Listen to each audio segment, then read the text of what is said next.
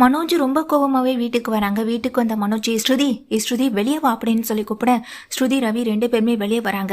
எதுக்கு இப்போ நீ நின்று சத்தம் போட்டுக்கிட்டு இருக்கன்னு ரவியும் கேட்க, உன் பொண்டாட்டி ஸ்ருதி நீ பண்ணியிருக்க வேலை என்ன தெரியுமான்னு சொல்லிட்டு ஸ்ருதியை பார்த்து கேட்க, இப்போ எதுக்கு ஸ்ருதிகிட்ட இவ்வளோ கோவமாக பேசுகிறேன்னு சொல்லிட்டு ரவி ஸ்ருதிக்காக சப்போர்ட் பண்ணி நிற்க,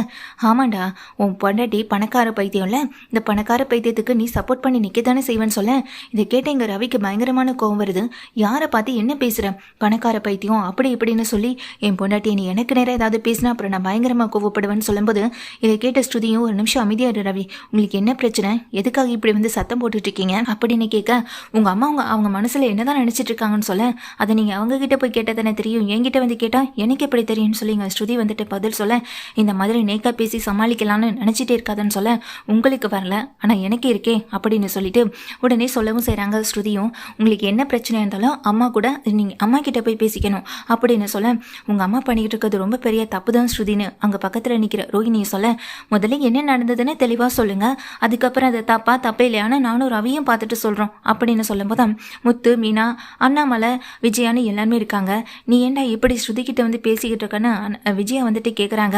அம்மா நடந்த விஷயம் தெரியுமா, இப்போ தான் நாங்கள் புதுசாக ஆன்லைன்லேயே ஆரம்பிச்சிருக்கோம் பொருட்களை வந்துட்டு சேல்ஸ் பண்ணணும் அப்படின்றதுக்காக. கொஞ்சம் முதல்ல ஆரம்பத்தில் நட்டமாக தான் செய்யும், நம்ம கையில் இருக்கிறத போட்டும், அதுவும் இல்லாமல் அதுக்கு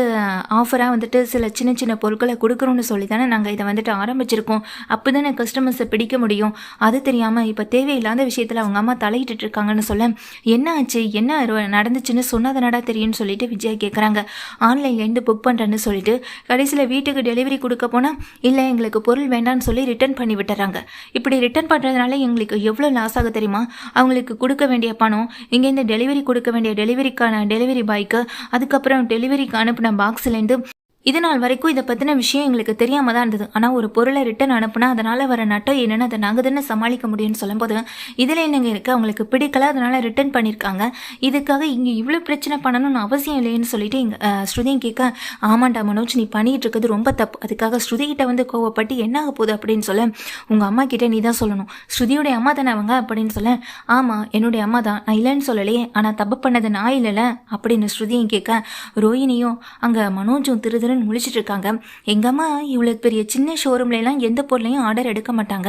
அப்புறம் அன்னைக்கு ரோஹிணி சொன்ன மாதிரி அந்த கடைக்கு கூட அவங்க வரமாட்டாங்க, அப்படின்னு எதுக்காக உங்க ஷோரூம்ல அவங்க பொருட்கள் ஆன்லைன்ல எங்க டெலிவரி எடுக்கணும்னு நினைக்கிறாங்கன்னு தான் இப்போ வரைக்கும் தெரியலன்னு சொல்லவும் செய்றாங்க. ஆல்ரெடி ஒரு பொருளை நாங்கள் அவங்களுக்காக ஆன்லைன்ல டெலிவரி கொடுத்துருந்தோம், அதுக்காக அவங்க எங்க ஸ்டார் ரேட்டிங்கை கூட ரொம்ப கம்மி பண்ணி போட்டிருக்காங்க. இந்த மாதிரி ஸ்டார் ரேட்டிங்லாம் கம்மி பண்ணி போட்டால் பிரச்சனை எங்களுக்கு தானே வரும் ஸ்ருதி, இப்படி ரிலேட்டிவ்லேயே இருக்கவங்க எங்களுக்கு ஸ்டார் ரேட்டிங் கூட கொடுக்கலன்னா எப்படி ஸ்ருதி அப்படின்னு சொல்ல, அது அவங்களுடைய விருப்பங்க, நீங்கள் இவ்வளோதான் ஸ்டார் ரேட்டிங் கொடுக்கணும் இவ்வளவு கொடுக்கக்கூடாதுன்னு நான் போய் எப்படிங்க எங்கள் அம்மா கிட்ட சொல்ல முடியும் அப்படின்னு ஸ்ருதியும் சொல்ல, அங்கே முத்து மீனா 2 பேருமே நிற்கிறாங்க. அது கரெக்டு தானே, ஸ்டார் ரேட்டிங் கொடுக்குறவங்க கம்மியாக கொடுக்குறவங்கன்னு எல்லார் வீட்லேயும் போய் நீங்கள் 2 பேரும் பிரச்சனையாக பண்ணிட்டு இருக்க முடியும்னு சொல்ல, நம்ம கூட இருக்கவங்களே நமக்கு துரோகம் நினைச்சா எப்படிதான் அப்படின்னு சொல்லிட்டு அங்கே மனோஜ் சொல்ல, நீ நினைக்கிறத விடவா மற்றவங்க நினைச்சிட போகிறாங்கன்னு சொல்லி முத்துவும் சொல்லும்போது மனோஜுக்கு கோவம் வருது. உடனே ரோஹிணி சொல்கிறாங்க, மனோஜ் இந்த வீட்டில் நம்ம எவ்வளோதான் சத்தம் போட்டாலும் நமக்காக யாரும் இங்கே வந்து பேச போகிறது கிடையாது, நம்ம சத்தம் மட்டும் தான் போட்டுகிட்டே இருக்க முடியும், நீ தயவு செஞ்சு வந்துரு, இனிமேல் அவங்க ஆர்டர் எடுத்தாங்கன்னா இல்லை ஆர்டர் கொடுத்தாங்கனாலும் கூட நாம் இனி அவங்களுக்கு எந்த விதமான ஆர்டரும் கொண்டு போய் கொடுக்க வேண்டாம், நம்மளுக்கு ரிலேட்டிவ் அதுவும் ஸ்ருதியோடைய அம்மான்றதுக்காக நம்ம இறங்கி போகணும், இனி எதுக்காகவும் நம்ம இறங்கி போக வேண்டாம் அப்படின்னு சொல்லிட்டு இருக்காங்க. ரோஹிணியை பார்த்துட்டு இருக்க எங்கள் ஸ்ருதி பயங்கர கோவத்தோட உள்ளே போகிறாங்க. அம்மாவுக்கு கால் பண்ணுறாங்க, எதுக்குமா இப்படி பண்ணீங்க, நான்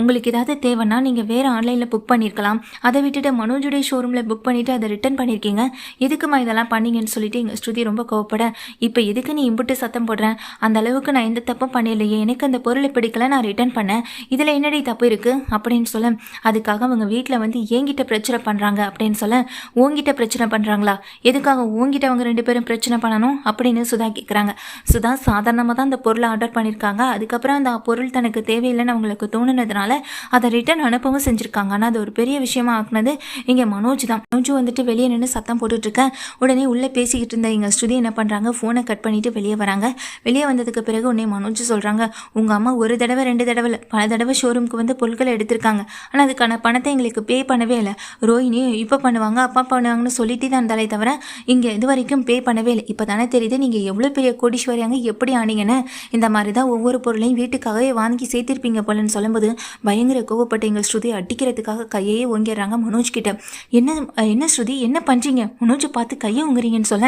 அடிக்கலையே நினச்சி சந்தோஷப்படுங்க ரோஹிணி, அவருக்கு மேலே நான் மரியாதை கொஞ்சம் வச்சுருந்தேன், அது இப்போ கொஞ்சம் கூட இல்லை அப்படின்னு சொல்ல, என்னம்மா பண்ணிகிட்டு இருக்க நீன்னு சொல்லிட்டு அங்கே விஜயாவும் பக்கத்தில் வர ஸ்ருதி கொஞ்சம் அமைதியாயிருன்னு சொல்கிறாங்க. ஸ்ருதி கொஞ்சம் அமைதி ஆக ஆக அதுக்கு பிறகு மனோஜ் வந்துட்டு பயத்துலேருந்து கொஞ்சம் வெளியே வர, ஆமாம் எங்கள் அம்மா தப்பு பண்ணாங்க, எங்கள் அம்மா அதை பண்ணாங்க இதை பண்ணாங்கன்னு சொல்கிறீங்களே, இங்கே ரோஹிணி மட்டும் சரியாக இருக்காங்களா அப்படின்னு கேட்க,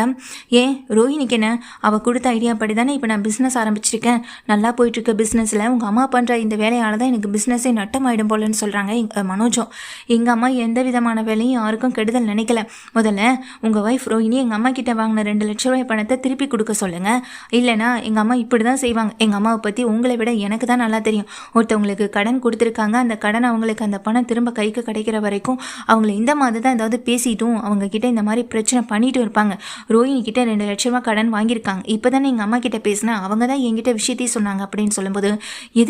அண்ணி எதுக்காக போய் அவங்க கிட்ட வாங்கணும்னு சொல்லிட்டு இங்கே ரவி வந்து